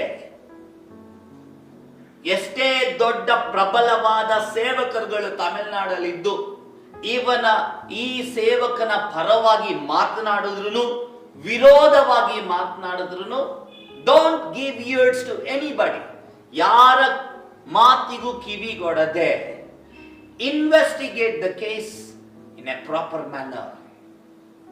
I recommend the government of Tamil Nadu and the police department, ಇವರ ಮೇಲೆ ಕೇಸ್ ಹಾಕಿರುವಂತ ಆ ಚಿಕ್ಕ ಮಕ್ಕಳು ಇರಬಹುದು, ಅವರನ್ನ ಇನ್ವೆಸ್ಟಿಗೇಟ್ ಮಾಡಬೇಕು. ಅವ್ರು ಯಾವ ಹಾಸ್ಟೆಲ್ ಇಂದ ಅವ್ರನ್ನ ತೆಗೆದುಕೊಂಡು ಬಂದು ಅಡಾಪ್ಟ್ ಮಾಡಿದ ವ್ಯಕ್ತಿನ ಇನ್ವೆಸ್ಟಿಗೇಟ್ ಮಾಡಬೇಕು. ಈ ಸೇವಕನ ಹೆಂಡತಿನ ವಿಚಾರಿಸಬೇಕು. We have to, the police and the government should ಇವ್ರನ್ನ ಪ್ರಾಪರ್ ಆಗಿ ಇನ್ವೆಸ್ಟಿಗೇಟ್ ಮಾಡ್ಬೇಕು. ಅವರ ಹೆಂಡತಿಯನ್ನ, ಅವರ ಮಾವನನ್ನ, ಹೆಂಡತಿ ಅವರ ಅಪ್ಪನನ್ನು ವಿಚಾರಿಸಬೇಕು. ಮುಖ್ಯವಾಗಿ ಈ ಸೇವಕನೊಟ್ಟಿಗೆ ಅಲ್ಲಿ ಇಲ್ಲಿ ಎಲ್ಲಾ ಕಡೆ ಮೀಟಿಂಗ್ಸ್ಗೆ ಹೋಗ್ತಾ ಇದ್ದ ಮ್ಯೂಸಿಷಿಯನ್ಸ್, ಅವ್ರನ್ನ ಇನ್ವೆಸ್ಟಿಗೇಟ್ ಮಾಡಬೇಕು. ಯಾಕಂದ್ರೆ ಒಬ್ಬ ಸೇವಕನು ಒಂದ್ ಕಡೆ ಹೋಗ್ತಾರಂದ್ರೆ ಅವ್ರ ಜೊತೆ ಒಂದು ಮ್ಯೂಸಿಷಿಯನ್ಸ್ ಒಂದು ಗ್ರೂಪ್ ಇರ್ತಾರೆ, ಅವರು they know the in and out. ಅವ್ರನ್ನ ಇನ್ವೆಸ್ಟಿಗೇಟ್ ಮಾಡಬೇಕು, ಸರಿಯಾಗಿ ಇನ್ವೆಸ್ಟಿಗೇಟ್ ಮಾಡಬೇಕು. ಅಂಡ್ ಈ ಇನ್ವೆಸ್ಟಿಗೇಷನ್ ಸರಿಯಾಗಿ ನಡೆದಾಗ ಯಾರ್ದು ತಪ್ಪು ಯಾರ್ದು ಸರಿ ಅಂತ ನಾವು ತಿಳಿದುಕೊಳ್ಳಬಹುದು. ಅಲ್ಲಿಯ ತನಕ ಒಂದೇ ಒಂದು ಕಾರ್ಯ ಮಾಡ್ಬೇಕು. ಏನಂದ್ರೆ, ದೇವ್ರೆ, ಆ ಮನುಷ್ಯನನ್ನ, ಆ ವ್ಯಕ್ತಿನ ನೀನ್ ನಿಜವಾಗ್ಲೂ ಉಪಯೋಗಿಸಿದೆ ಅಂದರೆ, ಆ ವ್ಯಕ್ತಿ ತಪ್ಪು ಮಾಡಲಿಲ್ಲ ಅಂದ್ರೆ ಆ ವ್ಯಕ್ತಿನ ತಪ್ಪಿಸು, ಅದರಿಂದ ತಪ್ಪಿಸು. ತಪ್ಪು ಮಾಡಿದ್ದಾನೆ ಅಂದರೆ ಆ ವ್ಯಕ್ತಿಯಲ್ಲಿ ಪಶ್ಚಾತ್ತಾಪ ಹೃದಯವನ್ನ ಉಂಟು ಮಾಡು ಅಂತ ನಾವು ಪ್ರಾರ್ಥಿಸಬೇಕು. ಅವನು ನಿಜವಾಗ್ಲೂ ಸೇವಕನು ಪಶ್ಚಾತ್ತಾಪ ಪಟ್ಟು ಹೊರಗಡೆ ಬಂದು ದೇವರ ಮುಂದೆ ಕುಳಿತುಕೊಂಡು ಕುಟುಂಬವನ್ನ ಸರಿ ಮಾಡಿ ದೇವರೊಟ್ಟಿಗೆ ತಿರ್ಗಾ ಸಂಬಂಧವನ್ನ ಗಟ್ಟಿ ಮಾಡಿಕೊಂಡ್ರೆ, ಇವಾಗ ರೀಚ್ ಮಾಡಿದ ಜನರಿಗಿಂತಲೂ ಮುಂದಿನ ದಿನಗಳಲ್ಲಿ ದೇವರು ಭಯಂಕರವಾಗಿ ತನ್ನ ಸೇವಕನನ್ನ ಉಪಯೋಗಿಸುತ್ತಾನೆ. ಹಲ್ಲೆಲೂಯಾ, 100%. ಆದ್ರೆ ಆ ಆರೋಗೆನ್ಸ್, ಆ ಮಾತಿನ ಶೈಲಿ, ಈ ಎಲ್ಲಾ ಕಾರ್ಯಗಳು ನಿಜವಾಗ್ಲೂ ತಪ್ಪು ಮಾಡಿ ಹಾಗೆ ಕಂಟಿನ್ಯೂ ಆದ್ರೆ, ಈ ರೀತಿಯಾಗಿ ಅನೇಕ ಸೇವಕರುಗಳು ಬಂದರು ಹೋದರು, ಅದರಲ್ಲಿ ಈ ವ್ಯಕ್ತಿಯು ಸೇರಿಕೊಳ್ಳಬಹುದು. ಹಲ್ಲೆಲೂಯಾ. ಅರೆ ವಾಕ್ಯ ಹೇಳ್ತದೆ, ಕೆಲವು ಕಾರ್ಯ ವಿಚಾರಗಳು, ಆ ವಿಚಾರಗಳಲ್ಲಿ ಈ ಸೇವಕನು ತಪ್ಪಿ ಹೋದನು. ಆದ್ರೆ ಅವನ್ನ ನಾವು ಹಾಕೊಂಡು ತುಳಿಯದೆ ಆ ವ್ಯಕ್ತಿ ಪಶ್ಚಾತ್ತಾಪ ಪಡಲಿ ಎಂಬುದಾಗಿ ನಾವು ಪ್ರಾರ್ಥನೆ ಮಾಡೋಣ. Praise the lord. ಇನ್ನೊಂದು ಬಹಳವಾಗಿ ಮುಖ್ಯವಾದ ವಿಚಾರ, ನಾವು ಯಾರೊಟ್ಟಿಗೆ ಸೇರ್ತೇವೆ ಅನ್ನೋದು ಬಹಳ ಮುಖ್ಯ. ಹೌದು, ನಾವು ಯಾರ ಜೊತೆ ಸೇರ್ತೇವೆ ಅನ್ನೋದು ಬಹಳ ಮುಖ್ಯ. ಪಾಸ್ಟರ್ಸ್ ಅಷ್ಟೇನೆ, ನಿಮ್ಮ ಚರ್ಚಿಗೆ ಯಾವನೋ ತಲೆ ಮೇಲೆ ಕೈ ಇಟ್ರೆ ಪ್ರವಾದನೆ ಹೇಳ್ತಾನೆ, ಬಿದೋಗ್ಬಿಡ್ತಾನೆ. ಇಲ್ಲ ಅಂದ್ರೆ ಫೋನ್ ನಂಬರ್ ಹೇಳ್ತಾರೆ, ಅದಿದ್ದು ಹೇಳ್ತಾರೆ. ಎಲ್ಲರನ್ನ ಕರೆಯೋದನ್ನ ನಿಲ್ಲಿಸಿ, ಪಾಸ್ಟರ್ಸ್, ನೀವು ಕಷ್ಟಪಟ್ಟು ಸಂಪಾದನೆ ಮಾಡಿದ ಒಂದು ಚಿಕ್ಕ ಒಂದು ಮಂದೆ, ಕುರಿ ಗುಂಪು, ಅದನ್ನ ಸರಿಯಾಗಿ ಪೋಷಿಸಿ ಕಾಪಾಡಿ ನಡೆಸ್ರಿ. ಯಾರೋ ಒಬ್ಬ ಸೇವಕನು ನಮ್ಮ ಚರ್ಚ್ ಅಲ್ಲಿ ಬಂದು ಪ್ರಸಂಗ ಮಾಡಿ ಹೋಗ್ಬಿಟ್ರೆ ನಮ್ಗೇನೋ ದೊಡ್ಡ ಅಭಿವೃದ್ಧಿ ಅಲ್ಲ. ದಟ್ಸ್ ಎ ಲೈ. ನಿನ್ನ ಸಭೆಗೆ, ನಿಮ್ಮ ವಿಶ್ವಾಸಿಗಳಿಗೆ ನೀವು ಕುತ್ಕೊಂಡು ಉಪವಾಸ ಮಾಡ್ರಿ, ನೀವು ಕುತ್ಕೊಂಡು ಪ್ರಾರ್ಥನೆ ಮಾಡ್ರಿ. ದೇವರ ಆತ್ಮನು ನಿಮ್ಮಲ್ಲಿ ಯಾರನ್ನಾದ್ರೂ ಕರೀಬೇಕು ಅಂತ ಪ್ರೇರೇಪಿಸಿದರೆ ಅವರನ್ನ ಕರೀರಿ. ಫೋನ್ ನಂಬರ್ ಹೇಳ್ತೀನಿ, ಪ್ರವಾದನೆ ಹೇಳ್ತಾರೆ, ಜಾತ್ಕಾಲ ಹೇಳ್ತಾರೆ. ಕಣಿ ಹೇಳೋನು ಅದಕ್ಕಿಂತ ಚೆನ್ನಾಗಿ ಹೇಳ್ತಾನಲ್ವಾ? ಬೆಳಗ್ಗೆ ಬೆಳಗ್ಗೆ ಮನೆ ಹತ್ರ ಬುಡ್ಬುಡ್ಕೆ ಹೊಡ್ಕೊಂಡ್ ಬರೋನು ಅವನಿಗಿಂತ ಚೆನ್ನಾಗಿ ಹೇಳ್ತಾನೆ. ಅವನ್ನ ಕರೀರಿ. Where are you going pastors today? ಯಾವ ಉಪದೇಶವನ್ನ ನೀವು ಪ್ರಸಂಗಿಸ್ತಾ ಇದ್ದೀರಾ? ಯಾವ ಉಪದೇಶದ ಮೇಲೆ ನಿಂತಿದ್ದೀರಾ? Where are we going? ಇವ್ರ ಚರ್ಚಲ್ಲಿ 10,000 ಜನ ಇದ್ದಾರೆ, ಅವ್ರನ್ನ ಕರಿಯೋಣ. ಅವ್ರ ಚರ್ಚಲ್ಲಿ 10,000 ಜನ ಇದಾರಪ್ಪ, ನಿಮ್ ಚರ್ಚಲ್ಲಿ ಎಷ್ಟು ಜನ ಇದ್ದಾರೆ? ಇವ್ರು ಬಂದೋಗ್ಬಿಟ್ರೆ 10,000 ಜನ ಆಗ್ಬಿಡ್ತಾರ? ಯೋಚನೆ ಮಾಡಿ. ಯಾವ ಉದ್ದೇಶದಿಂದ ಒಬ್ಬರನ್ನ ಕರೀತೀರಾ? ನೋಡಿ, ಯಾವತ್ತು ತಿಳ್ಕೊಬೇಕೇನಂದ್ರೆ, ನಾವು ಒಬ್ಬ ಸರಿಯಾದ ಪ್ರಾರ್ಥನೆಯಲ್ಲಿ ಆತ್ಮನಿಂದ ಪ್ರೇರೇಪಿಸಲ್ಪಟ್ಟು ಒಬ್ಬ ಸೇವಕನನ್ನ ಕರಿತೀವಿ ಅಂದ್ರೆ, ಅವರು ಬಂದು ಸಭೆಯಲ್ಲಿ ಕಾಲಿಟ್ರೆ ಅವರ ಒಳಗಡೆ ಇರುವಂತ ದೇವರ ಆತ್ಮನ ವರವು ಸಭೆಯಲ್ಲಿ ಮ್ಯಾನಿಫೆಸ್ಟೇಷನ್ ಆಗಿ, ಆ ದೇವರ ಆತ್ಮನ ಪ್ರಸನ್ನತೆ, ಆ ವರಗಳು ಮತ್ತು ಅವರು ಕೊಡುವಂತ ವಾಕ್ಯಗಳು ಸಭೆಯ ಜನರನ್ನ ಭಕ್ತಿ ವೃದ್ಧಿ ಉಂಟು ಮಾಡುತ್ತದೆ. ಹೌದು. ಆದ್ರೆ ದೇವರ ಆತ್ಮನ ಪ್ರೇರೇಪಣೆ ಇಲ್ಲದೆ ಪಕ್ಕದ ಚರ್ಚಲ್ಲಿ ಮೀಟಿಂಗ್ ಇಟ್ರು ನಮ್ ಚರ್ಚಲ್ಲಿ ಮೀಟಿಂಗ್ ಇಡಬೇಕು, ಆ ಕಡೆ ಕಾಂಪೌಂಡ್ ಅಲ್ಲಿ ಒಂದು ಚರ್ಚಲ್ಲಿ ಮೀಟಿಂಗ್ ಇಟ್ರು ನಾವು ಅದಕ್ಕೆ ಇಡ್ತೀವಿ, ಅವ್ರಿಗಿಂತ ದೊಡ್ಡ ಪ್ರಸಂಗ ಮಾಡೋರ್ನ ಕರಿತೀವಂದ್ರೆ ನಿಮ್ಮನ್ನ ನೀವೇ, ನಿಮ್ಮ ಸಭೆಯ ಜನರನ್ನ ಹಾಳು ಮಾಡ್ಕೊಂತ ಇದ್ದೀರಾ ಅಂತ ಅರ್ಥ. Pastors, B sensible. ಇವತ್ತು ಎಷ್ಟು ನಾಚಿಕೆಯಾದ ಕಾರ್ಯಗಳನ್ನ ಇವತ್ತು ಸೇವಕರುಗಳು ಅನೇಕ ಜನ ನಾವುಗಳು ಮಾಡ್ತಾ ಇದೀವಿ ಗೊತ್ತಾ? ನನ್ಗೆ ಪರಿಚಯ ಇರುವವರು ಒಬ್ರು ಕ್ಯಾಥಲಿಕ್ ಚರ್ಚ್ ಅಲ್ಲಿ ಬೆಂಗಳೂರಿನಲ್ಲಿ ಧರ್ಮಕ್ಷೇತ್ರ ಅಂತ ಕರೀತಾರೆ ಕ್ಯಾಥಲಿಕ್ ಚರ್ಚ್ ಅಲ್ಲಿ, ಡಯಾಸಿಸ್ಗೆ. ಅದರಲ್ಲಿ ಒಂದು ಉನ್ನತ ಸ್ಥಾನದಲ್ಲಿ ಇರುವವರು. ಅವ್ರು ನನ್ನ ಹತ್ರ ಮಾತನಾಡ್ತಾ ಇದ್ರು, ಸ್ಯಾಮ್, ನಿಮ್ ಪೆಂಟಕಾಸ್ಟಲ್ ಪ್ರೊಟೆಸ್ಟೆಂಟ್ ಚರ್ಚ್ಗಳಿಗೆ ಏನಾಗ್ಬಿಟ್ಟಿದೆ ಈ ದಿನದಲ್ಲಿ. ನಾನ್ ಕೇಳಿದೆ, ಬ್ರದರ್ ಏನಾಯ್ತು ಸರ್ ಅಂತ ಕೇಳಿದಾಗ ಅವ್ರು ಹೇಳಿದ್ರು, ನಮ್ ಬಿಷಪ್ ಅವ್ರ ತಲೆ ಮೇಲೆ ಒಂದು ದೊಡ್ಡ ಟೋಪಿಯನ್ನ ಹಾಕಿರ್ತಾರೆ ಕ್ಯಾಥಲಿಕ್ ಚರ್ಚ್ ಬಿಷಪ್ಸ್ ಅಲ್ಲಿ, ಅದು ಯಾವ್ದೋ ಒಂದೊಂದು ಪರ್ಟಿಕ್ಯುಲರ್ ಒಕೇಶನ್ಸ್ಗೆ ಮಾತ್ರ ಇರುತ್ತೆ. ಆದ್ರೆ ನಿಮ್ ಪೆಂಟಕಾಸ್ಟಲ್ ಚರ್ಚ್ಗಳು ಇವತ್ತು ಏನಾಗ್ಬಿಟ್ಟಿದೆ, ಅದನ್ನ ಆ ಬಟ್ಟೆನ ಹಾಕೊಂಡು ರೋಡ್ ಅಲ್ಲಿ ಬರ್ತಾರೆ, ಒಂದ್ ದೊಡ್ಡ ಮೆರವಣಿಗೆ ಇಟ್ಕೊಂಡ್ ಕರ್ಕೊಂಡ್ ಬರ್ತಾ ಇದ್ದಾರೆ.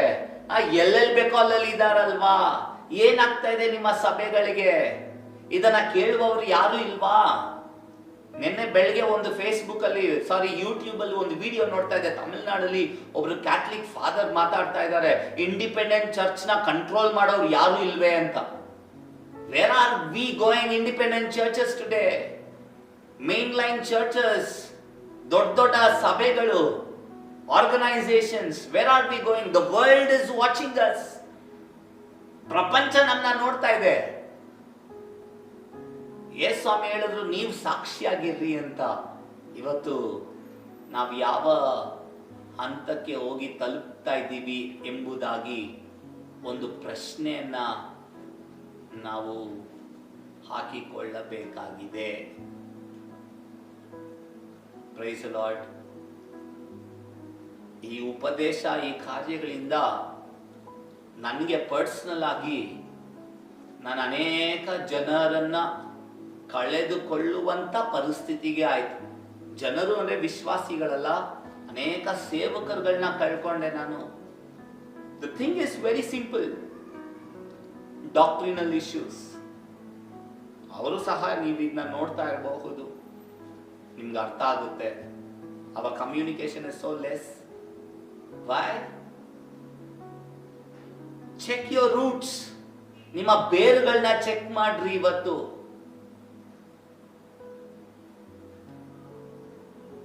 ದುಃಖದ ವಾತಾವರಣ, ಸ್ಪೆಷಲ್ ಆಗಿ ಕರ್ನಾಟಕದ ಸೇವಕರುಗಳೇ, ಅನೇಕ ತಮಿಳುನಾಡಿಂದ ಪ್ರವಾದಿಗಳನ್ನ ಕರೀತಾ ಇದ್ದೀರಾ ನಿಮ್ಮ ಸಭೆಗಳಿಗೆ.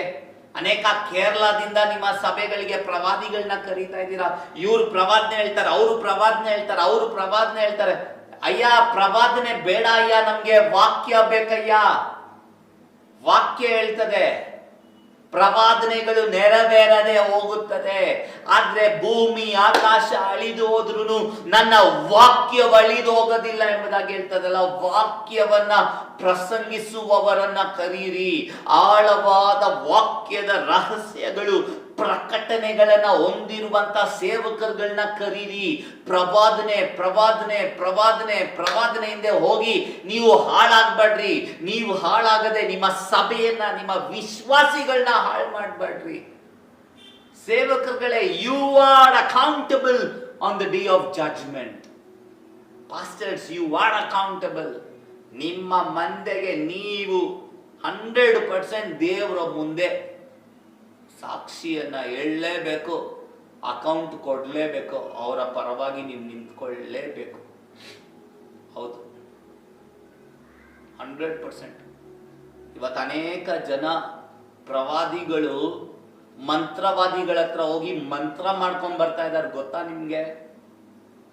ಅನೇಕ ಜನ. ಕಾರಣ ಏನು? ಹಣದ ಆಸೆ. ಮಂತ್ರವಾದಿಗಳ ಹತ್ರ ಹೋಗಿ ಮಂತ್ರವನ್ನ ಮಾಡಿಸ್ಕೊಂಡು ಬಂದು ಪ್ರವಾದನೆ ಹೇಳುವವನು ನನ್ನ ಸಭೆಗೆ ಬಂದ್ರೆ, I am not only inviting the ಡಿಮಾನಿಕ್ spirit inside my church. ನನ್ನ ಸಭೆಯೊಳಗಡೆ ಸೈತಾನನ ಆತ್ಮವನ್ನ ನಾನು ಇನ್ವೈಟ್ ಮಾಡುವ ಜೊತೆಗೆ, ನನ್ನ ಸಭೆ ಇಷ್ಟು ವರ್ಷವ ಕಟ್ಟಿ ಎಬ್ಬಿಸಿ ಕಣ್ಣೀರಿಟ್ಟು ಪ್ರಾರ್ಥನೆ ಮಾಡಿದ ಸಭೆನ ನನ್ನ ಕೈಯಿಂದ ನಾನೇ ಮುರಿದಾಕ್ತಾ ಇದ್ದೀನಿ. ಅವ್ರನ್ನ ಕರಿ, ದೆವ್ವ ಓಡಿಸ್ತಾರವ್ರು. ಯಾಕೆ ನೀವು ಓಡ್ಸಕ್ ಆಗಲ್ವಾ? ನೀವು ಓಡ್ಸಕ್ ಆಗಲ್ವಾ? ಅವ್ರನ್ನ ಕರಿ, ಪ್ರಾಫೆಸಿ ಹೇಳ್ತಾರೆ.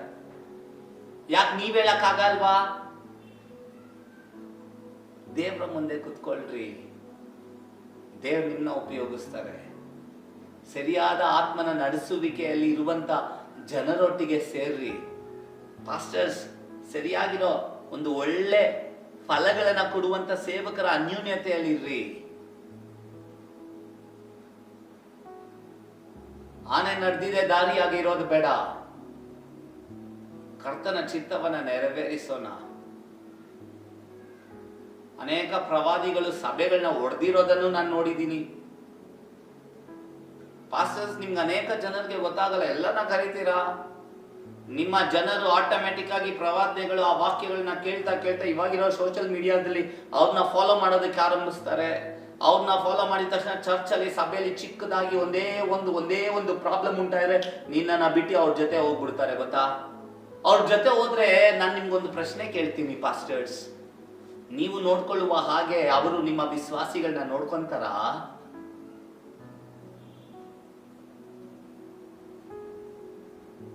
ಒಂದು ದಿನ 2 ದಿನ ಅಷ್ಟೇನೆ.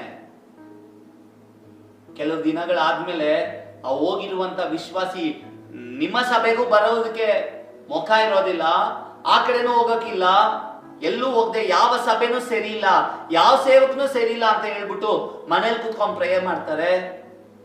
ಒಬ್ಬೊಬ್ರು ಹಿಂಜಾರಿ ಹೋಗ್ಬಿಡ್ತಾರೆ. ಅದಕ್ಕೆ ಕಾರಣ ಯಾರಾಗ್ತೀರಾ ಗೊತ್ತಾ? ನೀವುಗಳೇ. You are the reason for that. ಎಷ್ಟೊಂದು ಸಭೆಗಳು ಇವತ್ತು ಆ ಪರಿಸ್ಥಿತಿಯಲ್ಲಿದೆ. ಇವತ್ತು it is the time for the church to be repaired. ಇವತ್ತು ಸರಿಯಾಗುವಂತ ಸಮಯ. ಹೌದು, ಸರಿಯಾಗುವಂತ ಸಮಯ. ಇವತ್ತು ಆ ವ್ಯಕ್ತಿಗೆ ಬಂದಿರೋದು ಇವತ್ತು ಯಾಕಾದ್ರೂ ಬರ್ಬೋದು. ಹೌದು, ಕರ್ನಾಟಕದಲ್ಲಿ ಎಷ್ಟು ಪ್ರಬಲವಾಗಿ ದೇವರ ಸೇವೆಯನ್ನ ಮಾಡಿದ ಅನೇಕ ಜನರು, 1000 ಜನ ಇದ್ದಾರಂದ್ರೆ ಅದರಲ್ಲಿ 950 ಜನ ನನಗೆ ಗೊತ್ತಿರೋರು. ಆರಂಭಿಸಿದವರು ಹೇಗೆ ಇವತ್ತು ಯಾವ ಲೆವೆಲ್ ಅಲ್ಲಿ ಇದ್ದಾರೆ, ಆ ಅಭಿಷೇಕವನ್ನ ಯಾವ ಲೆವೆಲ್ ಅಲ್ಲಿ ಪ್ರೊಟೆಕ್ಟ್ ಮಾಡ್ತಾ ಇದ್ದಾರೆ, ಇವತ್ತು ಎಲ್ಲಿದ್ದಾರೆ ಯೋಚಿಸುವಾಗ ದುಃಖ. ಅನೇಕ ಜನ ಬೇರೆ ಬೇರೆ ಮಾರ್ಗದಲ್ಲಿ ಹೋಗ್ಬಿಟ್ಟಿದ್ದಾರೆ. ಇದನ್ನೆಲ್ಲ ನೋಡುವಾಗ ಮನಸ್ಸಲ್ಲಿ ಒಂದು ವೇದನೆ.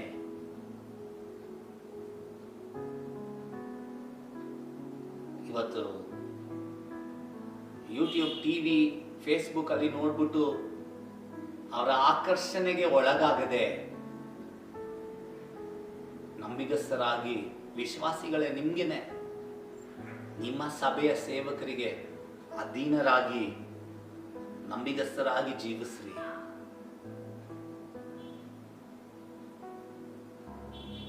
This is my request to you, my humble request. ಇವತ್ತು ನಮ್ಮನ್ನ ಬದಲಾಯಿಸ್ಕೊಳ್ಳೋಣ.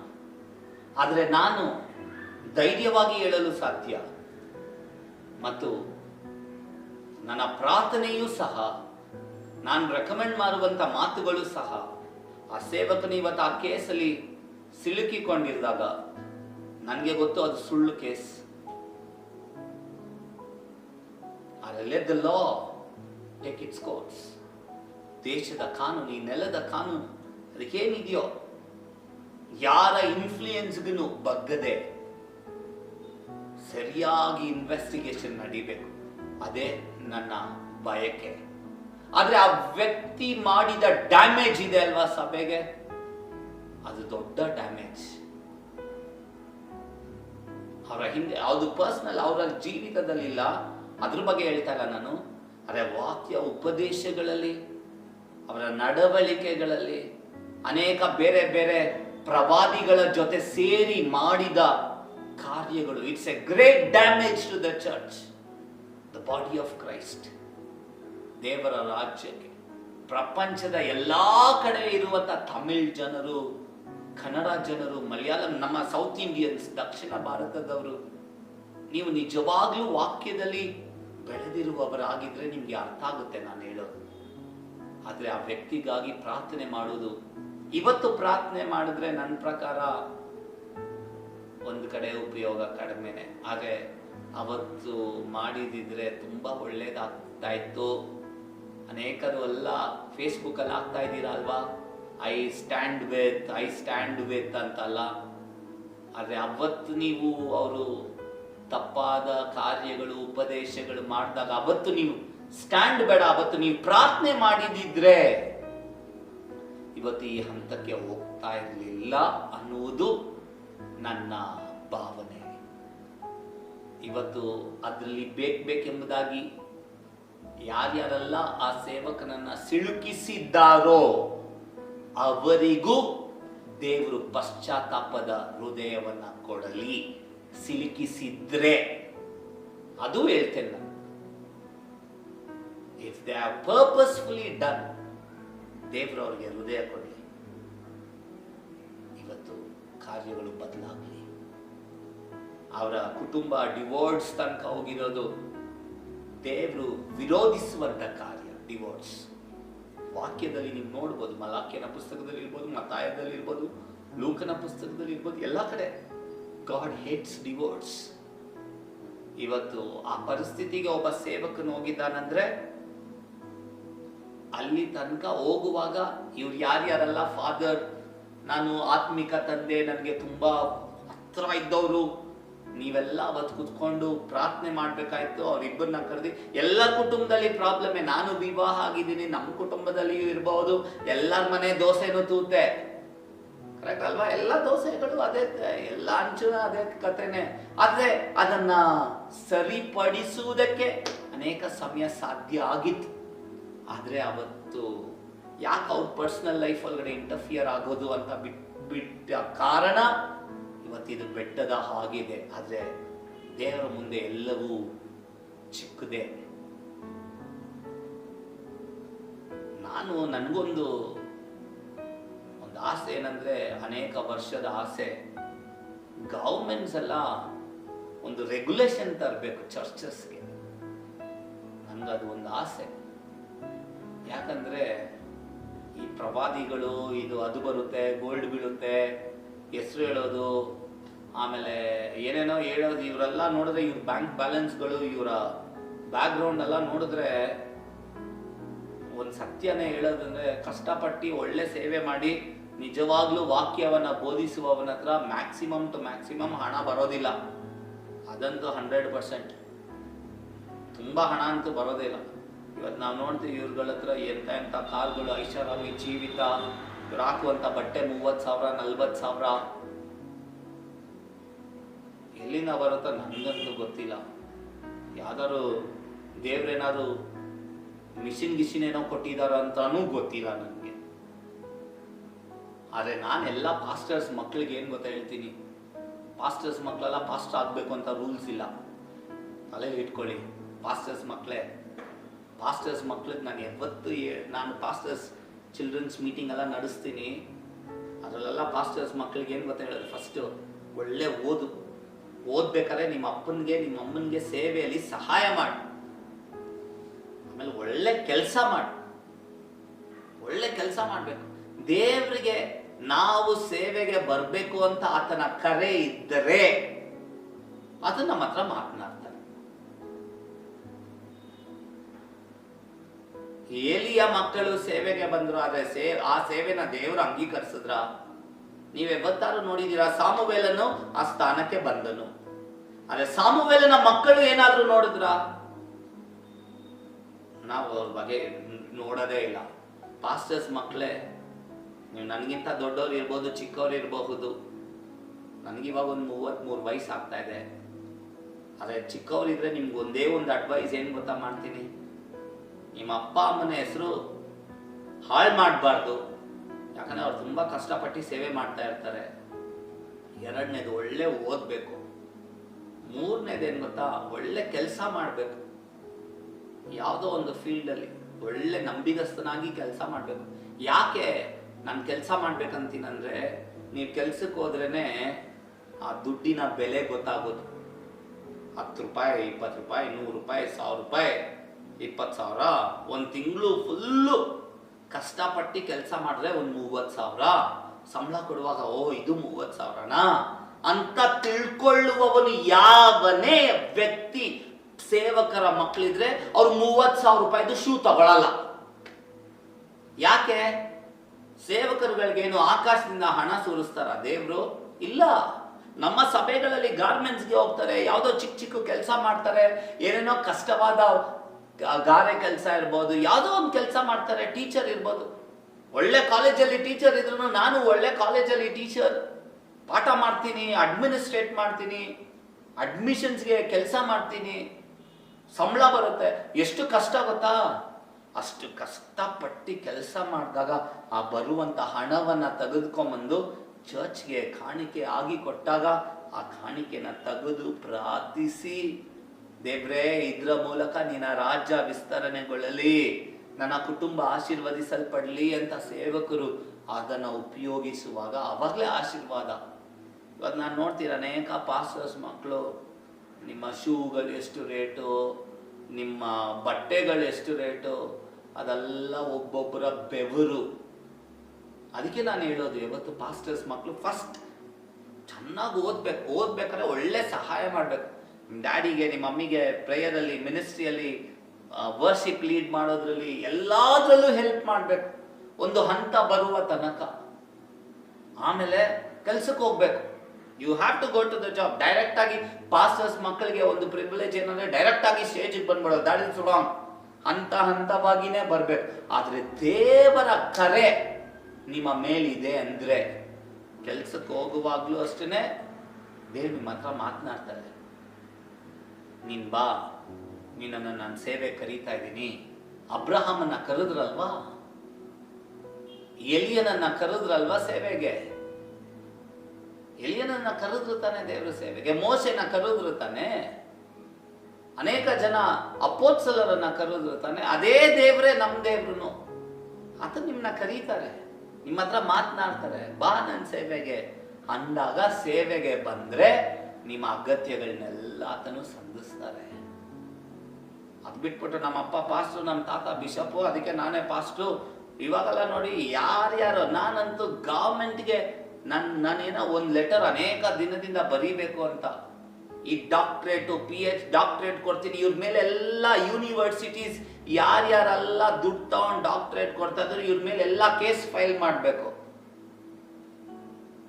10,000 ಕೊಡ್ತಾರೆ ಪಾಸ್ಟರ್ಸ್. ಇವತ್ತು ಅನೇಕ ಜನ ಡಾಕ್ಟ್ರೇಟ್ ತಗೊಂತ ಇದ್ರು. ನಿಮ್ಗೇನ್ ಲಾಭ ಇದೆ doctorate? Pastors, what is the use today? 23 ವಯಸ್ಸು 24 ವಯಸ್ಸಾಗಿಲ್ಲ, 3 ವಯಸ್ಸಾಗಿ 3 ವರ್ಷ ಆಗಿಲ್ಲ, ಸೇವೆಗೆ ಬಂದು ರೆವರೆಂಡ್ ಹಾಕೊಂತ ಇದ್ದೀರಾ. What is the use? ದೇವರ ಮುಂದೆ ನ್ಯಾಯ ತೀರ್ಪಲ್ಲಿ ಹೋಗಿ ನಿಂತ್ಕೊಳ್ಬೇಕು, ಗೊತ್ತಾನೆ?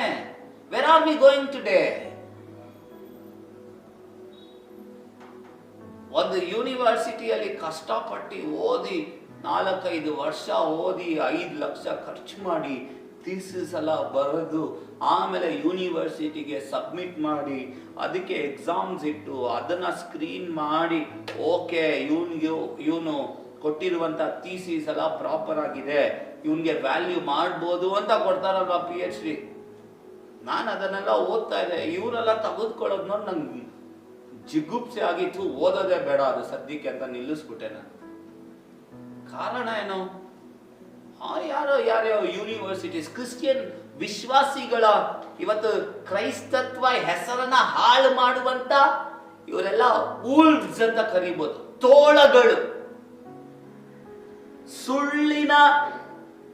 ಸುಳ್ಳಿನ ಶೆಪರ್ಡ್ಸ್ ಅಂತ ಕರೀಬಹುದು, ಸುಳ್ಳು ಕುರುಬರು ಇವರು. Where are we going? How we are an example to the church, to the world today? ಲೋಕಕ್ಕೆ, ಸಭೆಗೆ ನಾವು ಹೇಗೆ ಸಾಕ್ಷಿಯಾಗಿದ್ದೀವಿ? ಅದಕ್ಕೆ ಪಾಸ್ಟರ್ಸ್ ಚಿಲ್ಡ್ರನ್.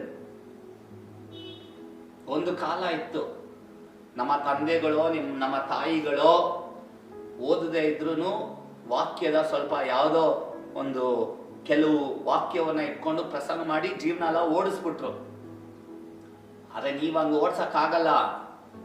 ಇವಾಗಿರೋ ಸೈನ್ಸ್ಗೆ, ಇವಾಗಿರೋ ಟೆಕ್ನಾಲಜಿಗೆ, ಇವಾಗಿರೋ ಕ್ವೆಶನ್ಸ್ಗೆ, ಒಂದೊಂದು ಕ್ವೆಶನ್ ಇವಾಗಿರೋ ಮಕ್ಕಳು ಯವನಸ್ಸು ಪ್ರಶ್ನೆನ ಕೇಳಿದ್ರೆ ನಿಮ್ಗೆ ಆನ್ಸರ್ ಮಾಡಕ್ಕೆ ತಾಕತ್ತಿದೆಯಾ? Do you have that knowledge? ವಾಕ್ಯದ ನಾಲೆಡ್ಜ್ ಇದೆ, ವಾಕ್ಯದ ನಾಲೆಡ್ಜ್ ಓಕೆ. ಅರೆ do you have some theoretical knowledge from the books? No. ಸುಮ್ಮನೆ ಪ್ರಸಂಗಿಸೋದಲ್ಲ. ಇವತ್ತು ಅನೇಕ ಪಾಸ್ಟರ್ಸ್ ಮಕ್ಕಳನ್ನ ನೋಡ್ತೀನಿ ನಾನು.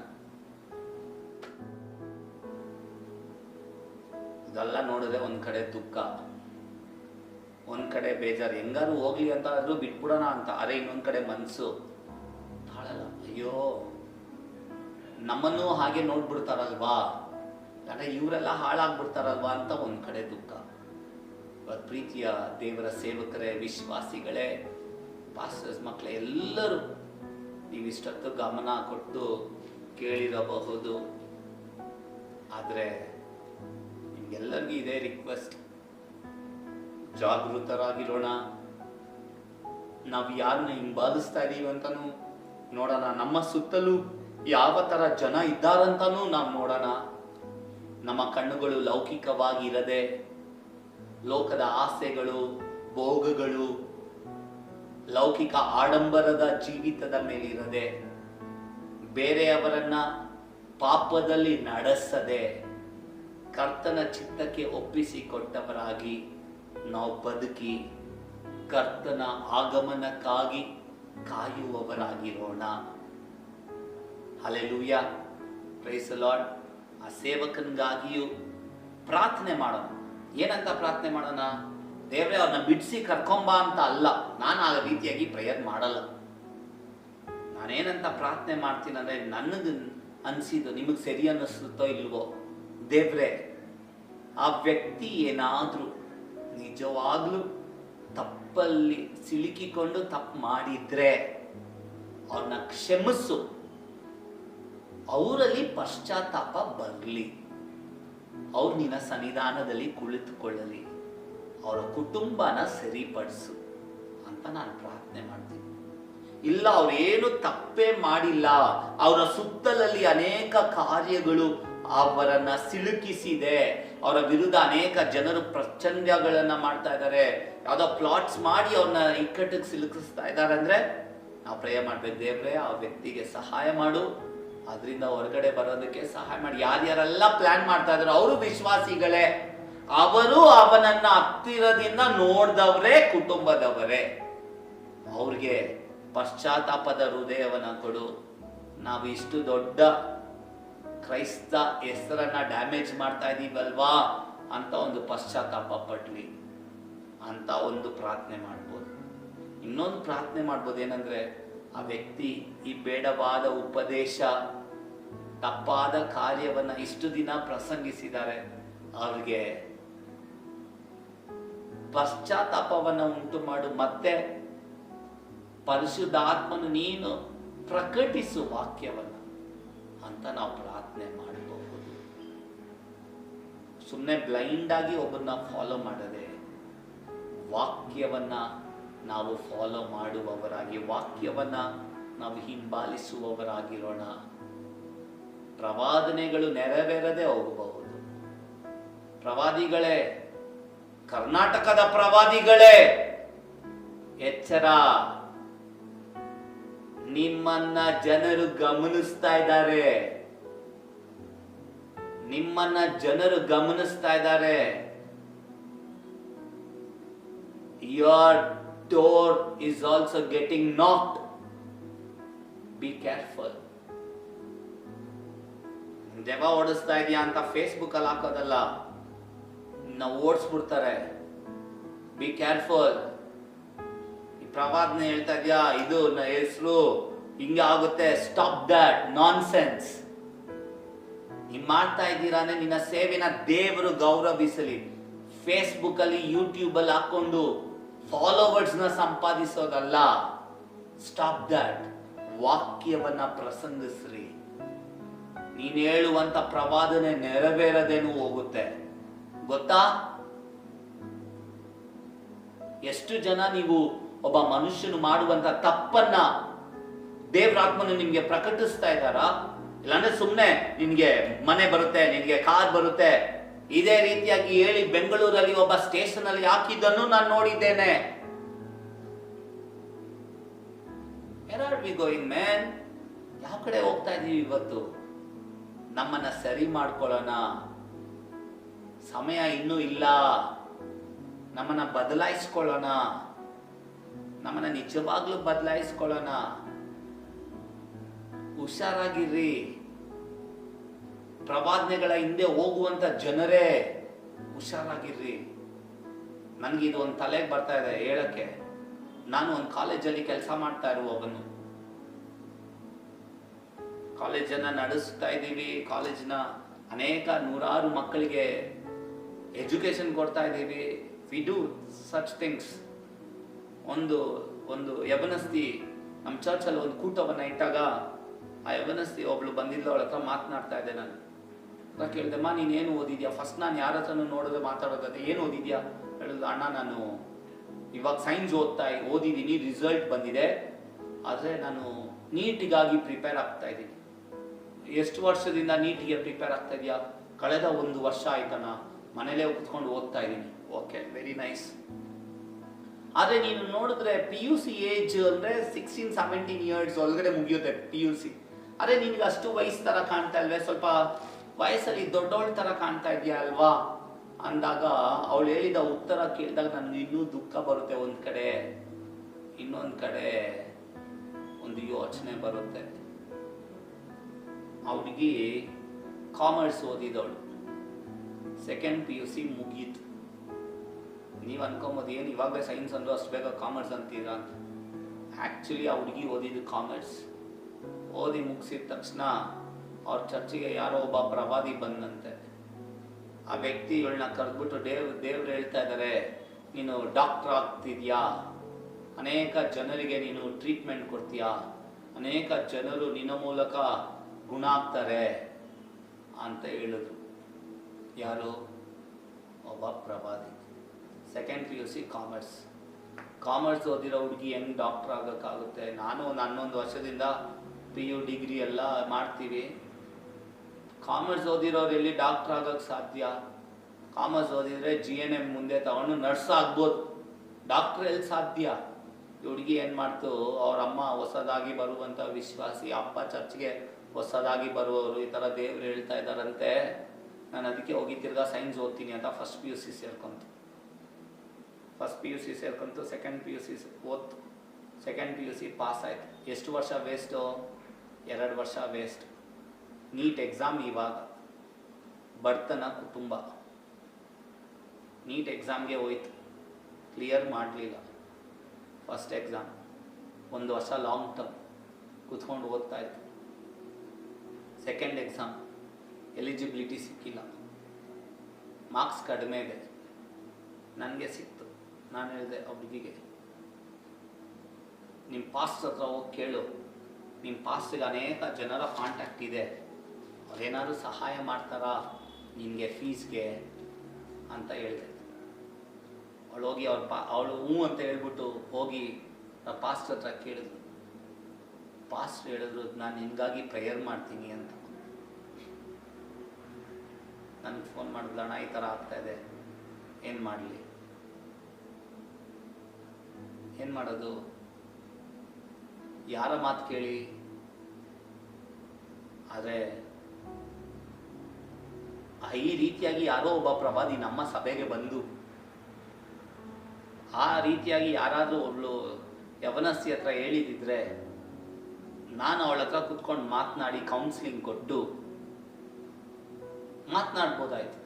ಆದರೆ ಪಾಸ್ಟ್ರು ಮಗ ಹೊರದೇಶದಲ್ಲಿದ್ದಾರೆ, ಇದನ್ನೇ ಓದ್ಕೊಂಡು ವಿಶ್ವಾಸಿ ಇವತ್ತು ದಿಕ್ಕು ದೆಸೆ ಇಲ್ಲದೆ ಹೊಸದಾಗಿ ಬರ್ತಾ ಇದ್ದ ಸಭೆಗೆ ತಂದೆ ಹಿಂಜಾರಿ ಹೋದ. ಇವತ್ತು ಮಗಳ ಪರಿಸ್ಥಿತಿ ದೊಡ್ಡ ಪ್ರಶ್ನೆ. ಕಣ್ಣಿಗೆ ಬರೋದು, ಕಿವಿಗೆ ಕೇಳಿಸೋದು, ಕಣ್ಮುಚ್ಚರೆ ನಂಗೆ ಕತ್ಲು ಕಾಣ್ತಾ ಇದೆ ಅಂತ ಹೇಳೋದು ಪ್ರವಾದನೆಗಳಲ್ಲಿ. ಇದನ್ನೆಲ್ಲ ಸ್ಟಾಪ್ ಮಾಡ್ರಿ.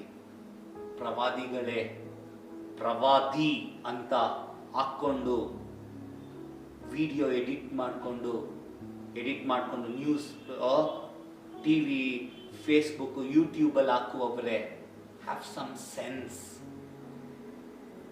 You are damaging the church. ಅನೇಕ ಸೇವಕರನ್ನ, ಅವರ ಸಭೆಗಳನ್ನ ಹಾಳು ಮಾಡ್ತಾ ಇದ್ದೀರಾ ನೀವು. Be careful. Don't scam people. ಹಣ ಬೇಕಂದ್ರೆ ಹೋಗಿ ಕೆಲಸ ಮಾಡ್ರಿ, ಸಭೆನ ಒಡೆದಾಕ್ಬೇಡ್ರಿ. ವಾಕ್ಯ ಏನ್ ಹೇಳುತ್ತೆ? ನಾನು ನನ್ನ ಸಭೆನ ಕಟ್ತೀನಿ ಅಂತ ಯೇಸು ಹೇಳಿದನು. ಆ ಸಭೆಯ ಪಾತಾಳ ಲೋಕದ ಬಲವು ಸೋಲಿಸುವುದಕ್ಕೆ ಆಗಲ್ಲ ಅಂತ. ಆ ಸಭೆನ ಹಾಳು ಮಾಡುವವನ ದೇವರು ಹಾಳು ಮಾಡ್ತಾರೆ. Be careful church, prophets, pastors, be careful. ಇದೊಂದು ಒಳ್ಳೆ ಅವಕಾಶ ನಿಮ್ಮ ಹತ್ರ ಹಂಚಿಕೊಳ್ಳುವುದಕ್ಕೆ. ಆ ಸೇವಕನಿಗಾಗಿ ಪ್ರಾರ್ಥನೆ ಮಾಡೋಣ. ಇನ್ನೊಂದು ಕಡೆ ಆಂಧ್ರದಲ್ಲಿ ಪ್ರವೀಣ್ ಪಡಗಾಲ ಥರ ಅನೇಕ ಜನ ಕ್ರಿಸ್ತನಿಗೋಸ್ಕರ ಮರಣ ಹೊಂದುತ್ತಾ ಇದ್ದಾರೆ. ಅವರ ಕುಟುಂಬಗಳನ್ನು ನಾವು ಪ್ರಾರ್ಥನೆಗೆ ಜ್ಞಾಪಕ ಮಾಡಿಕೊಳ್ಳೋಣ. ಕ್ರಿಸ್ತನಲ್ಲಿ ನಂಬಿಗಸ್ತರಾಗಿ ಬದುಕೋಣ. ದೇವರು ನಿಮ್ಮನ್ನು ಆಶೀರ್ವದಿಸಲಿ. God bless you all.